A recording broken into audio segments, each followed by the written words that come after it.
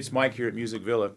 We're going to be continuing on with our Exploring the Blues format, and what I just did there was where we left off last week, where I talked about, I was going to introduce you to what we call the quick change. You notice when I played that this time, immediately I went to the 4 chord on bar 2. That's what the quick change is. It's simply in the first 4-bar section where we had just been playing the 1 chord. Now we're going to quickly go to the 4 chord on bar 2, and then right back to the 1 chord for bars 3 and 4, and then the rest of the progression is the same.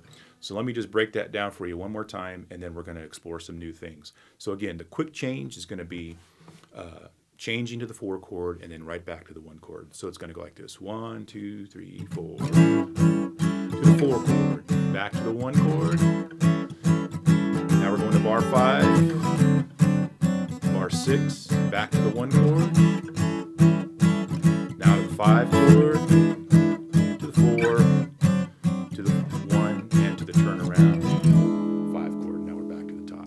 So that's the quick change. Now the quick change is something that, you know, a lot of different styles of playing the blues. There are an infinite number of ways you can play the blues and different rhythms that you can play the blues. You know, you can do the shuffle, that kind of thing, which we'll get into later in the series. Different rhythmic ideas on how we can play the blues. And just like the standard blues, it doesn't do the quick change, and then where we do the quick change, it really just depends on the song. If you listen to old Robert Johnson tunes, or you come up through the years with Eric Clapton or Robin Ford today, or Robert Cray, or all these great blues players, sometimes you do the quick change and sometimes you don't. But for now, I'm going to use the quick change as the vehicle that we're going to continue on with. So the next thing that I want to do is talk about how we can move these chords and sort of create a little bit more harmonic interest. And the first thing I want to do is tell you that we've been playing this bar chord, and it's great. I still play bar chords to this day. But sometimes, and you'll see as we advance through this course, the bar chord can be a little difficult, or a little kind of gets in the way sometimes, because you can get tired by holding a bar chord, especially if you're playing a long time for several hours in a gig or something. So we can let the pressure off this hand by changing this chord. And what we're going to do simply is do this. We're just going to shorten it up a little bit and just play the important notes. What I mean by the important notes is I'm going to play the root on the low E string, that's your A note. And then these two inside, this is my flat 7, the G, and my 3rd, the C sharp. Those two notes, the 3rd and the flat 7, are really what define the dominant 7th chord. So it's really what we need.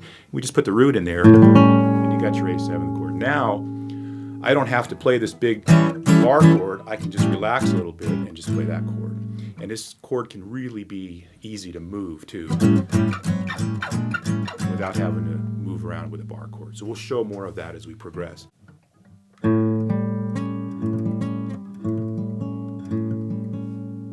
The next chord that I want to show is what we call the 9 chord. And so as we're playing the 4 and the 5 with this standard D7 dominant chord and E7 dominant chord, I'm just going to take this chord, which is spelled D, F sharp, C. So there's my 3rd and my flat 7 there, right? So that's really all I need is that.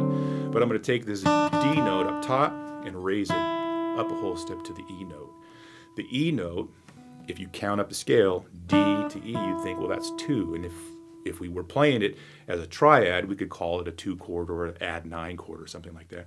But when we play a 7th chord, when we're playing dominant 7th chords, anytime we add an extension, we count the extension as if it were above the 7. So we take this note here, which is 2, we add it to 7, 7 and 2 is 9, this becomes a 9 chord.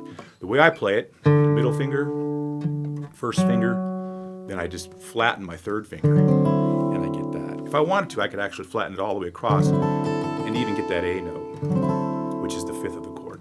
But this is really all you need. So it gives you some really cool harmonic interest, a different color than this. This is the standard dominant 7. This is with the 9.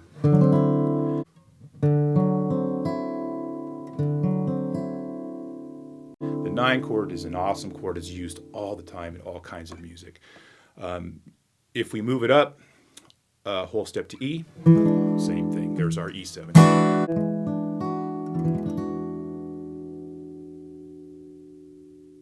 the shape even you might use if you drop your pinky. There's your Jimi Hendrix.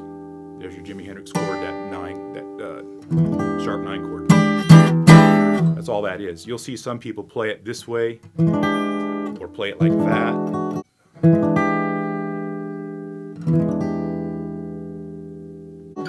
I like to keep my pinky free so I can do other things with it. So try to figure out how you can get your fingers to actually do that. It's just going to be a matter of working it out, and I think you'll be fine. So now we have those 2 chords that we've added to our arsenal of chords, and now I'm going to play the blues again using the quick change with those chords, and you'll see how it sounds. So here we go. 1, 2, 3, 4.